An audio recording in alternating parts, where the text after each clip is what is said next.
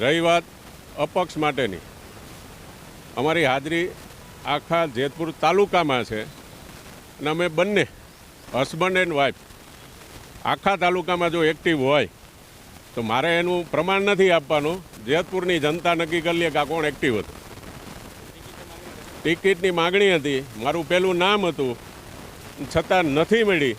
એનો વસવસો છે અને અમારી હાજરી દર્શાવવા માટે અમે આજે ઉમેદવારી દરખાસ્ત કરી છે. હવે અન્યાય ગણે કે જે ગણે, અમે અમારી જે કાંઈ રજૂઆત હતી અપક્ષ તરીકે અમારી નોંધાવી દીધી છે. એ પછીની વાત છે.